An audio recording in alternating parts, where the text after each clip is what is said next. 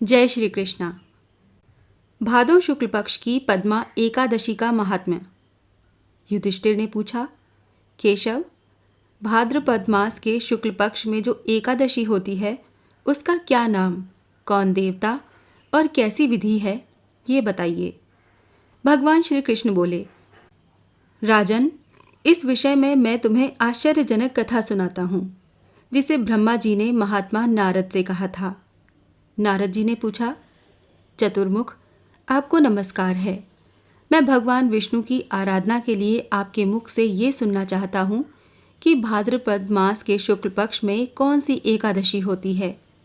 ब्रह्मा जी ने कहा, मुनि श्रेष्ठ, तुमने बहुत उत्तम बात पूछी है। क्यों न हो, वैष्णव जो ठहरे। भादो के शुक्ल पक्ष की एकादशी पद्मा के नाम से विख्यात है। उस दिन भगवान ऋषिकेश की पूजा होती है। ये उत्तम व्रत अवश्य करने योग्य है। सूर्यवंध में मानधाता नामक एक चक्रवर्ती सत्य प्रतिज्ञ और प्रतापी राजर्षि हो गए हैं। वो प्रजा का अपने औरस पुत्रों की भांति धर्मपूर्वक पालन किया करते थे। उनके राज्य में अकाल नहीं पड़ता था, मानसिक चिंताएं नहीं सताती थीं और व्याधियों का प्रकोप भी नहीं होता था। उनकी प्रजा निर्भय तथा धनधान्य से समृद्ध थी। महाराज के कोष में केवल न्यायोपार्जित धन का ही संग्रह था। उनके राज्य में समस्त वर्णों और आश्रमों के लोग अपने अपने धर्म में लगे रहते थे। मानधाता के राज्य की भूमि कामधेनु के समान फल देने वाली थी। उनके राज्य करते समय प्रजा को बहुत सुख प्राप्त होता था। एक समय किसी कर्म का फल भोग प्राप्त होने पर राजा के राज्य में 3 वर्षों तक वर्षा नहीं हुई। इससे उनकी प्रजा भूख से पीड़ित होकर नष्ट होने लगी। तब संपूर्ण प्रजा ने महाराज के पास आकर इस प्रकार कहा। प्रजा बोली, हे नृपश्रेष्ठ, आपको प्रजा की बात सुननी चाहिए। पुराणों में मनीषी पुरुषों ने जल को नारा कहा है। वो नारा ही भगवान का अयन अर्थात निवास स्थान है। इसीलिए वो नारायण कहलाते हैं। नारायण स्वरूप भगवान विष्णु सर्वत्र व्यापक रूप में विराजमान है। वो ही मेघ स्वरूप होकर वर्षा करते हैं। वर्षा से अन्न पैदा होता है और अन्न से प्रजा जीवन धारण करती है। नृपश्रेष्ठ, इस समय अन्न के बिना प्रजा का नाश हो रहा है। अतः ऐसा कोई उपाय कीजिए जिससे हमारे योगक्षेम का निर्वाह हो। राजा ने कहा, आप लोगों का कथन सत्य है, क्योंकि अन्न को ब्रह्म कहा गया है। अन्न से प्राणी उत्पन्न होते हैं और अन्न से ही जगत जीवन धारण करता है। लोक में बहुधा ऐसा सुना जाता है तथा पुराणों में भी बहुत विस्तार के साथ ऐसा वर्णन है कि राजाओं के अत्याचार से प्रजा को पीड़ा होती है। किंतु जब मैं बुद्धि से विचार करता हूँ तो मुझे अपना किया हुआ कोई अपराध नहीं दिखाई देता। फिर भी मैं प्रजा का हित करने के लिए पूर्ण प्रयत्न करूँगा। ऐसा निश्चय करके राजा मानधाता इन्हें गिने व्यक्तियों को साथ ले विधाता को प्रणाम करके सघन वन की ओर चल दिए। वहां जाकर मुख्य मुख्य मुनियों और तपस्वियों के आश्रम पर घूमते फिरे। एक दिन उन्हें ब्रह्मपुत्र अंगिरा ऋषि का दर्शन हुआ। उन पर दृष्टि पड़ते ही राजा हर्ष में भरकर अपने वाहन से उतर पड़े और इंद्रियों को वश में रखते हुए दोनों हाथ जोड़कर उन्होंने मुनि के चरणों में प्रणाम किया। मुनि ने भी स्वास्ति कहकर राजा का अभिनंदन किया और उनके राज्य के 7 अंगों की कुशल पूछी।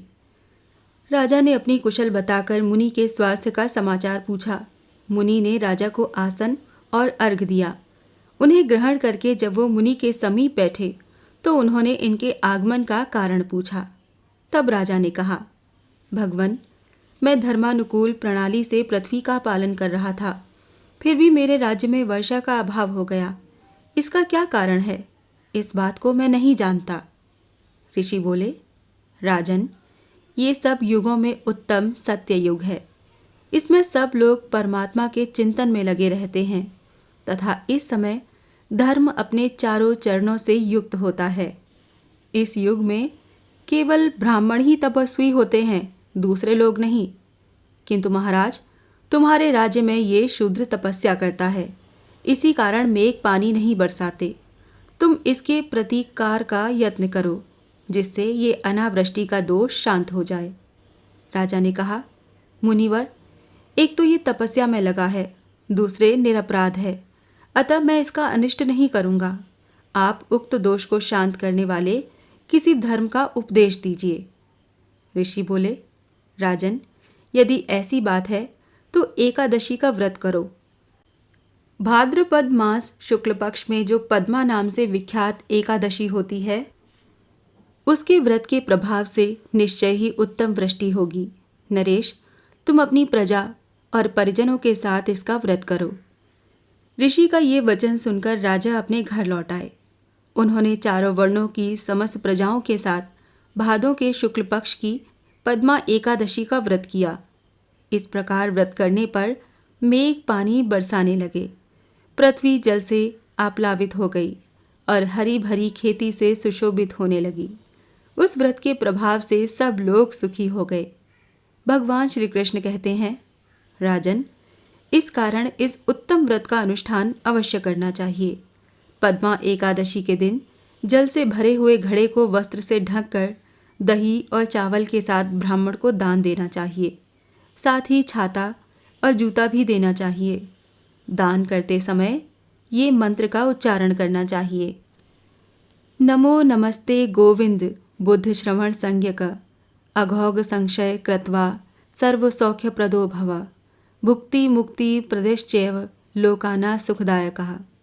अर्थात बुधवार और श्रवण नक्षत्र के योग से युक्त द्वादशी के दिन बुद्ध श्रवण नाम धारण करने वाले भगवान गोविंद, आपको नमस्कार है, नमस्कार है। मेरी पाप राशि का नाश करके आप मुझे सब प्रकार के सुख प्रदान करें। आप पुण्य आत्मा जनों को भोग और मोक्ष प्रदान करने वाले तथा सुखदायक हैं।